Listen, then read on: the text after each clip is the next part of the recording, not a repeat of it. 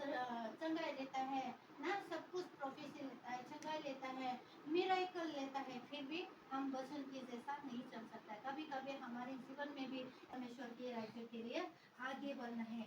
आज यही टाइम है, बहुत सारे लोग मर भी गया लेकिन वो लोग क्षमा मांगना नहीं चाहा। आज मेरे गांव में जब मैं पवित्र आत्मा मिला था, मैं बहुत प्रार्थना किए थे। मेरे ही गांव में मुझे जो बोयकॉट किया था, जिसने मेरे को पहली बार मीटिंग में था मुझे बोयकॉट किया ना, वो परमेश्वर का पवित्र आत्मा का उसने श्राप ले लिया ना, श्राप ले लिया। मीटिंग बैठा था, मेरा एक भाई है, वो उसने उसको पूछा, उस आदमी को पूछा, अगर ये सही में पवित्र आत्मा के द्वारा काम कर रहा है, बच्चे को मालूम है। तो मेरा भाई ने उस आदमी से पूछा, अगर ये पवित्र आत्मा की सहायता से काम कर रही तो इसका श्राप कौन लेगा? मैं लेगा बोला। एक ही साल जिंदा रहा, आगे वो फांसी लगा के ज्यादा दिन हुआ वो मर गया। क्योंकि वचन मेरे को वचन बोलता है, तुम अपनी दुष्टों की पालता अपनी आंखों से देखेगा। आमीन। और हमारा परमेश्वर बदला लेने वाला है, वो पसंद करने वाला आग है। आमीन। इसीलिए जब प्रभु के काम करता है ना, जो प्रभु का काम करता है, जो दास है ना, उसको कोई भी कुछ भी ना बोले, चाहे वो कैसे भी हो, गंदा हो, गरीब हो, कुछ भी हो, उसको कुछ नहीं बोलना है। देखो इलियाना भी एक विधवा के घर पे गया, उसके घर में तो कुछ भी नहीं था, अकाल पड़ा था उस टाइम, और वो विधवा उसकी बेटी ना, उसका बच्चा क्या किया था, थोड़ा सा आटा को खा के हम मर जाएंगे बोल के वो सोचा था ना, वो बुद्धि ऐसा सोचा था। लेकिन एलिया नबी उसके घर पे जाता है, उसको मालूम नहीं परमेश्वर का दास है। उसने क्या बोला, मांगा मुझे रोटी खिला दो। उसने थोड़ा सा ही आटा को क्या किया, खिलाया उस नबी को ना। जब खिलाया नबी को तो उसके ऊपर इतना आशीष हो गया ना, इतना आशीष उसको परमेश्वर ने तेल से ना, तेल बोल के बस ने बोला आशीर्वाद उसको मिला ना, कितना तेल भर गया उसकी ना, तो उसका पूरा कर्जा भी उससे तेल से बेच बेच के वो खा पाया और भी बच गया। आमीन। तो जो परमेश्वर के दास दासी को अगर आप कुछ बोलेंगे ना, तो बोलता है, वचन में बोलता है, मेरी भेजी हुई दास ठंडा का थोड़ा पानी पिलाएगी तो प्रतिफल ना होएगा। आमीन। अगर आप मुझे आदर कर रहा है, इसका मतलब आप मुझे मुझे जो भेजा है उसको आदर कर रहा है। अगर आप मुझे इंसल्ट कर रहा है, गुस्सा कर रहा है, बदनाम कर रहा है, वो भी उसको फल पाएगा। आमीन।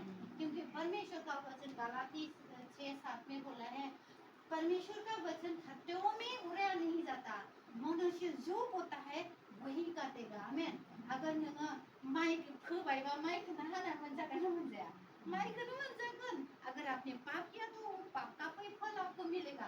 और पाप का फल तो बाइबल के हिसाब से ये मृत्यु है, मौत है ना।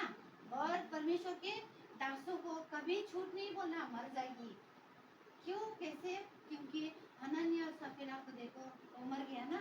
क्यों? क्योंकि वो झूठ बोला था परमेश्वर के दास को। परमेश्वर ने उसको नियुक्त किया, वहाँ पे दास बना दिया। उसी को झूठ बोलेगा तो कब तक जिंदा रहेगा? नहीं, मरता है। Praise the Lord। और वो जो मुझे हटाया था, बॉयकॉट किया था ना, उसने माफी मांगना नहीं चाहा, मर गया लेकिन माफी नहीं मांगा। Praise the Lord। माफी मांगता अगर परमेश्वर शायद दया करता और वो आज तक जीवित रहती। Praise the Lord। इसी महीने में हमारे गांव में, इसी महीने में जिसने जिसने मुझे बहुत सताया था, 3 जन एक ही महीने के अंदर मर गया। और हमारा पूरा गांव में कैसे क्या हो रहा है, डर रहा है। आयु गिने हब्बाई। और जो मेरा एकदम दुश्मन था, अभी पापा से मिलता है, बोलता है और बात करता है, और बात करते करते मेरा पापा को छोड़ना ही नहीं चाहता है बोला। क्योंकि अभी उसको रियलाइज हुआ ना, अभी रियलाइज हुआ कि हम लोग ने इनको नकार दिया था, तो हमारे ऊपर से विपत्ति आ रहा है, शुरू हो गया है। इसीलिए वो लोग अभी क्या कर रहा है, मीट मैदान कर रहा है। Praise the Lord। और ना, जो प्रभु को काम करता है, प्रभु का काम करता है, कोई भी अच्छा नहीं बोलेगा। जो प्रभु का सेवक है, उसकी अच्छाई को कोई नहीं देखेगा, उसकी बुराई को ही देखेगा। उनकी बुराई को ही लेकिन उसको अच्छा नहीं बोलेगा। लेकिन जब प्रभु ने ही माफ किया तो तुम किसको बोल रहा है? एक क्रोस में दो डाकू था यीशु मसीह के साथ, वो तो डाकू था ना, पता नहीं कितने लोगों को मर्डर किया होगा, कितने घर में चोरी किया होगा। लेकिन यीशु मसीह जब मर रहा था, ये जो तीनों था, एक में डाकू ने क्या बोला, तुम परमेश्वर का बेटा है तो उतरो और मुझे भी उतारो।